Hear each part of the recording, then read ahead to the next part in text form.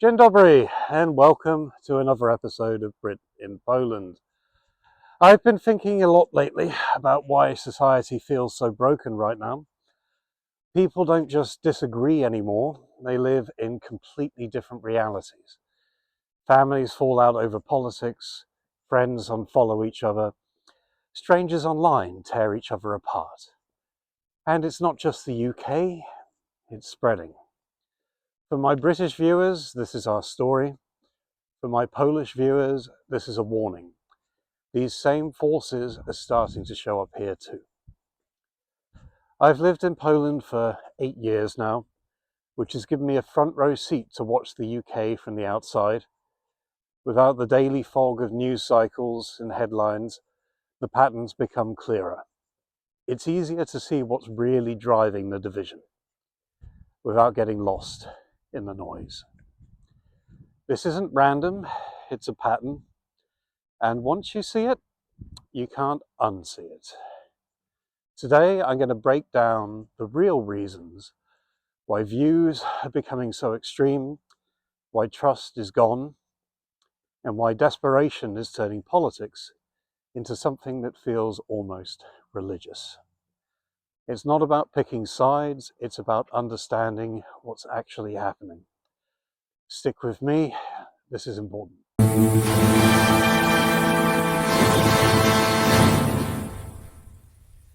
All right, let's get into it. But before we dive into the 5 big pain points, let's ground this in the timeline.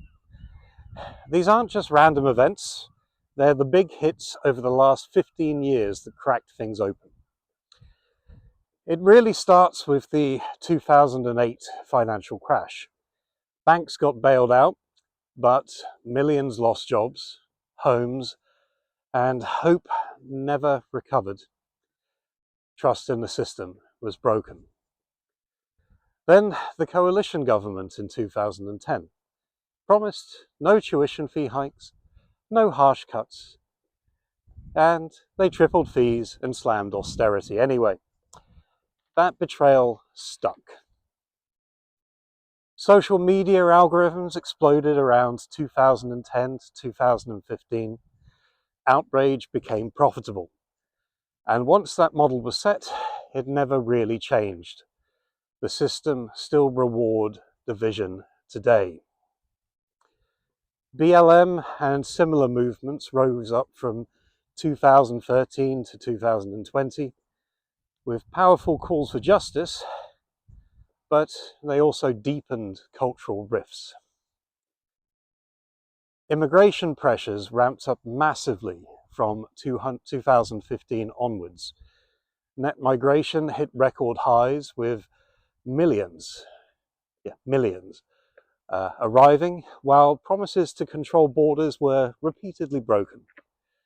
Services strained, housing became impossible, and cultural tensions grew.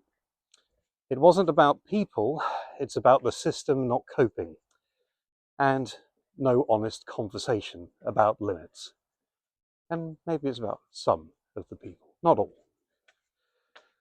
Brexit in 2016 blew it wide open. Families split, friends unfriended, the country divided on sovereignty and immigration. Yeah, that was a hard pill. COVID lockdowns in 2020 isolated everyone and amplified distrust. The cost of living crisis since 2022, if we're being precise on the terminology, building on years of stagnation, made people feel poorer and more desperate than ever. And now, December 2025, Labour's in power, harsh, but they're already breaking manifesto promises, raising employer taxes, which many see as a hit on workers, giving away territory like the Chagos Islands, seen as surrendering sovereignty, and pushing an expansion on workers' rights that some say goes too far, creating new divisions between employees and businesses. Add in the two-tiered justice perceptions, harsh sentences for social media posts, while real crimes sometimes get lighter treatment or delays. And the postponement of local and mayoral elections in multiple areas feel like direct interference in democracy, dodging accountability. Each moment was a turning point, and together they created the perfect storm for desperation and extremes. And what we're seeing now is the fallout. Views turning extreme, trust collapsing, politics feeling almost religious. Now, let's break down the 5 main points driving this.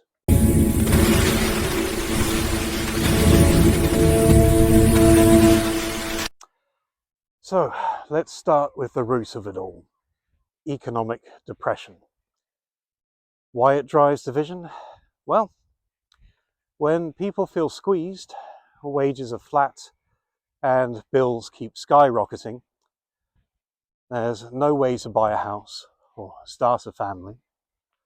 Moderate solutions feel like betrayal. They stop trusting the system and start looking for radical fixes. On one side, it's tax the rich, dismantle capitalism, and on the other, it's close the borders and burn it all down. Desperation turns economics into a moral crusade where compromise is weakness. A few concrete examples. So in the UK, average house prices are now 8 to 9 times median salary, up from 3 to 4 times in the 1990s. Wages have barely budged in real terms since 2008, while energy bills doubled in 2022 alone. In Poland, cities like Warsaw are seeing the same squeeze. Young people can't afford to move out, start families, or even date seriously. The result? Anger, resentment, and a search for someone to blame. But how did it change in the last 15 years? The 2008 crash set the stage. Banks bailed out, but ordinary people got hit with austerity. Then COVID inflation and energy shocks in 2022 made it acute. The system stopped delivering the promise of a better life, and people stopped believing in gradual improvement. And here's where corporate greed and immigration tie in. Corporations push for cheaper labor through higher migration, basically to keep wages down, while others engage in profiteering, driving up costs on essentials like energy and food far beyond their own input increases. At the same time, increased welfare spending drives up taxes on workers. Billions are spent housing illegal migrants in hotels. Record numbers of foreign nationals are now signing up for benefits. And lifting the 2-child benefit cap, well, will cost hundreds of millions more. All while the average taxpayer feels the squeeze harder. Labour's current policies expanding workers' rights while raising employer taxes are adding fuel. More protection for employees, but higher costs for businesses that get passed on, and more resentment from those who feel they're paying for it all. When hope dies, extremes look like the only way out.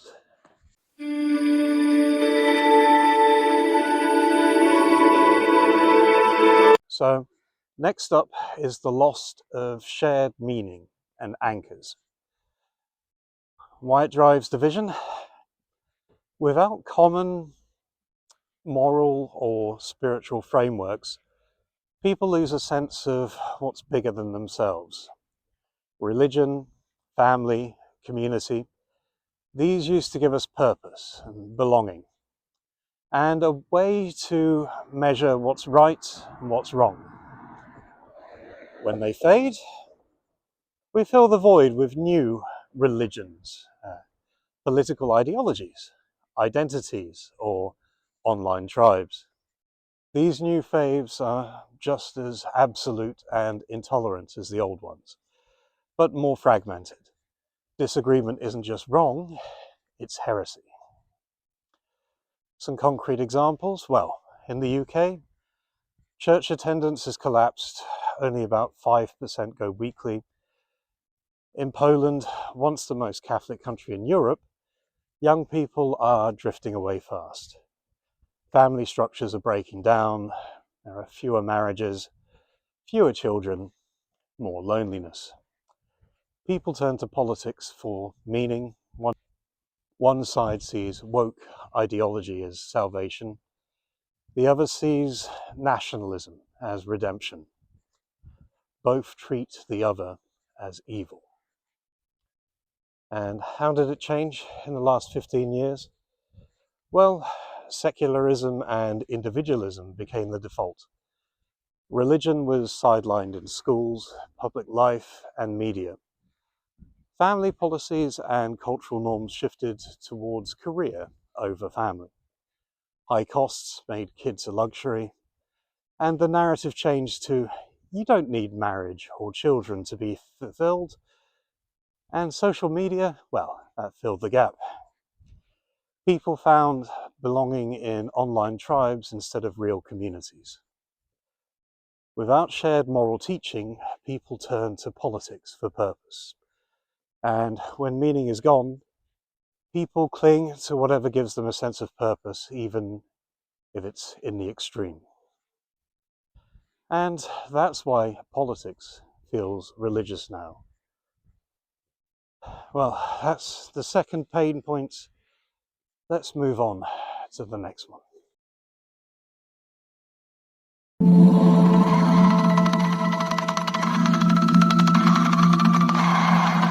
Next up is media and algorithmic fragmentation. Why it drives division? Well, we no longer share the same facts or framing. When everyone gets their news from different sources, they live in parallel realities. One person sees a protest as peaceful, another sees it as violent. One sees immigration as humanitarian, the other sees it as an invasion. Without shared reality, compromise becomes impossible. Desperation makes people cling even harder to their version of the truth. Some concrete examples. So, the BBC might frame a protest as mostly peaceful, while GB News calls it chaos on the streets. Switch to independent channels like Lotus Eaters or 2CTV, and you get a completely different take. Often more unfiltered, but still in its own bubble. Online, algorithms push the angriest posts first. One feed says Britain is racist, another says Britain is under attack. People end up in tribes trusting only their side. And how did it change in the last 15 years? The big shift happened around 2010 to 2015, when platforms moved from chronological feeds to engagement-driven algorithms. The motivation is simple: advertising revenue. Social media companies aren't free services, they're advertising businesses. The more time users spend scrolling, the more ads they see, the more money the company makes. Outrage, fear, and division keep people hooked. So that's what gets amplified. Traditional media has lost trust too. People feel it pushes narratives over straight facts, influenced by ideology, ownership, or pressure to stay relevant. When trust in the BBC and other mainstream outlets falls, viewers turn to independent media where biases are more openly shown. and the reporting feels more honest, even if it's still in its own bubble. The result is a system that rewards division because division is profitable. And in desperation, in a desperate society, that makes everything worse. That's the third pain point. Let's move on to the next.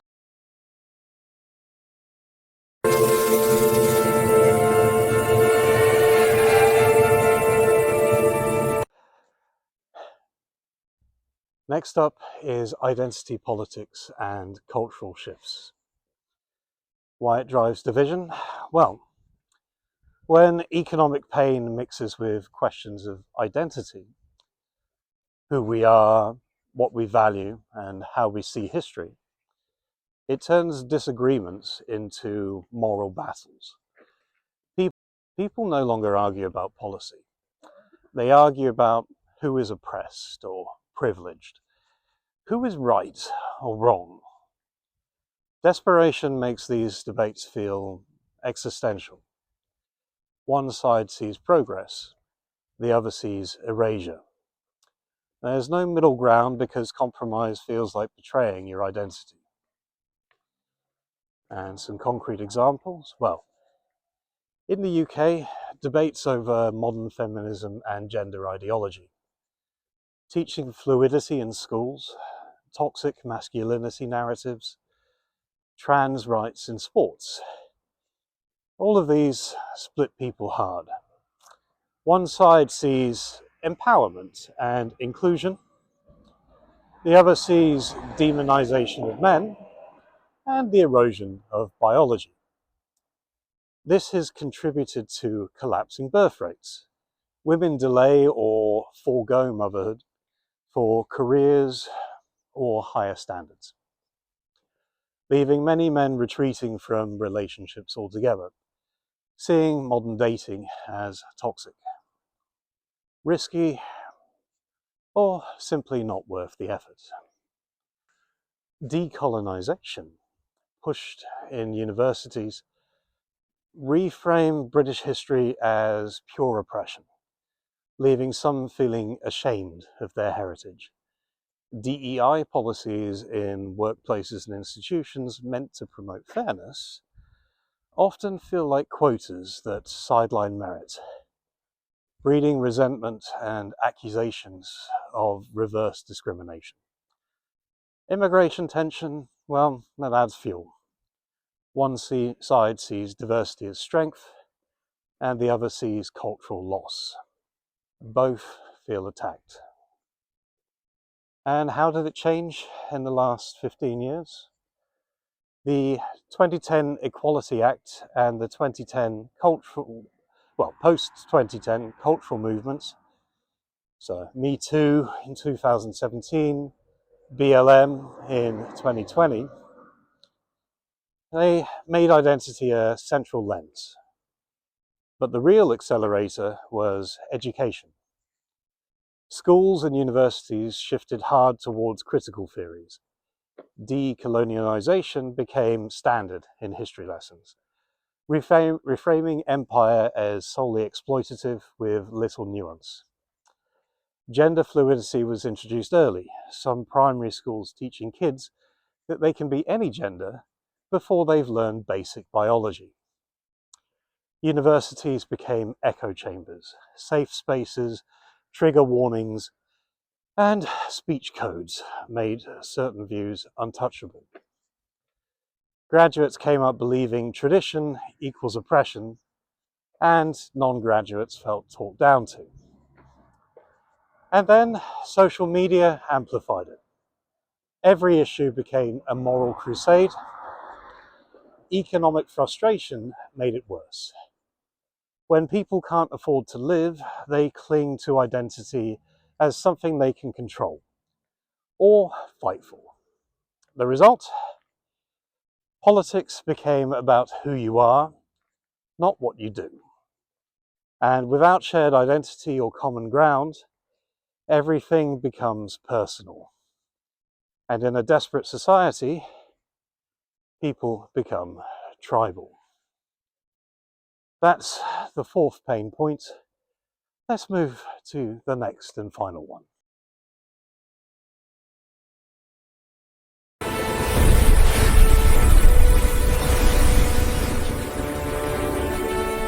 All right, and finally, we have the loss of trust in the institutions. And why it drives division? Well, when people no longer believe that leaders, police, courts, or the media will be fair or honest, every decision feels rigged. So when we get warnings from the authorities about war, the economy, anything really, they get dismissed as boy cries wolf. Desperation makes this worse. People already feel betrayed, so they only trust their own side. And without shared trust, society can't function. It fractures into tribes. So, concrete examples. In the UK, scandals like Partygate, politicians breaking their own rules, and the 2009 expenses scandal never fully healed. Criminality and outright lying in politics have become normalised. Angela Rayner's housing arrangements raised serious questions of fiddling the rules, while Labour's claim of a 20 billion black hole in public finances was widely criticised as exaggerated or misleading to justify tax rises. And now Labour's 2025 government faces accusations of breaking manifesto promises, raising employer taxes, giving away territory like the Chagos Islands, and pushing an expansion of workers' rights that some say goes too far, creating new divisions between employees and businesses. Two-tier justice perceptions run deep, harsh sentences for social media posts like 31 months for a tweet inciting hatred, while real crimes, violent assaults or grooming gangs, sometimes get lighter treatment, or delays, or even cover-ups. It's like we have one rule for words online, another for actions in the streets. And the postponement of local and mayoral elections in multiple areas, delayed a year or more for reorganisation, feels like direct interference in democracy, dodging accountability when polls are bad. So how did it change in the last 15 years? Institutional flaws were exposed faster and louder. Digital leaks and social media made scandals impossible to hide. Leaders kept breaking promises, coalition U-turns, Brexit chaos, COVID rule breaking, and now Labour's perceived reversals. And when trust collapses, people stop believing anything from authority. They retreat to their own echo chambers because nothing else feels reliable. And without institutional trust, society loses its glue. And in a desperate society, that loss turns some division into something permanent. So the fifth and final pain point. Now let's wrap this up.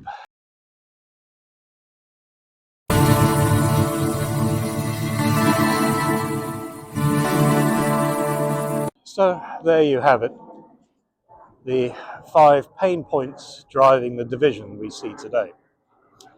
Economic desperation that makes people desperate for radical fixes. Loss of shared meaning, leaving a void that ideologies rush to fill. Media fragmentation creating parallel realities. Identity politics debates into moral wars. And the complete collapse of trust in institutions, where leaders lie, break promises, and face no real consequences. while ordinary people feel the rules apply only to them. These aren't isolated issues, they feed into each other. Desperation makes people cling to extremes without anchors, and they turn politics into religion. Echo chambers lock them in, identity makes every disagreement personal, and trust means there's no way back to the middle. But let's not sugarcoat the consequences because they're alarming. Bit of a splash of cold water for you. Falling birth rates are just the start. Britain had a record low of 1.4 children per woman, women delaying families for careers, men retreating from relationships they see as toxic or rigged. The result? Fewer stable families, an aging population with no one to support it, and societies that literally die out. Loneliness epidemics are raging. People isolated in their bubbles. Mental health collapsing under the weight of it all. Violence is simmering, protests turn ugly, online rage spills into real life. Extremism rises as desperate people seek saviors. Some even preferring Putin or begging Musk and Trump to fix things. And the big one, vulnerability. When trust is gone and people feel no connection to their country, who's left to defend it? Warnings of war fall on deaf ears, leaving us weak when we need unity the most. Some are even saying they'd prefer a foreign leader like Putin over their own government, because at least the evil is honest. As C.S. Lewis warned, of all tyrannies, a tyranny sincerely exercised for the good of its victims may be the most oppressive. When leaders believe they're saving us, or they can justify anything, and people will prefer open corruption over endless moral lectures. Certainly one for the current government to listen to. The result? A society that can't talk to itself anymore. A country that feels broken, where people would rather accept a foreign leader or beg outsiders to save us than believe our own institutions. For Britain, this is where we are. For Poland, still proud of its cohesion, family values and cultural identity, this is the warning. The same forces are knocking at your door, and the same patterns are starting to appear. And here's the hope. Once you see the pattern, you can choose differently. Rebuild the anchors, moral, social, economic, and institutional, before the fractures become permanent. So, thank you for watching. If you see these pain points in your country, drop your flag in the comments and let's talk about it. And if you want to understand the root causes behind these pain points and how ancient wisdom can help us see them clearly, stay tuned for part 2, the 7 deadly sins. But for now, thank you again for watching. This has been a Brit in Poland, currently in England. See you later, or do zobaczenia.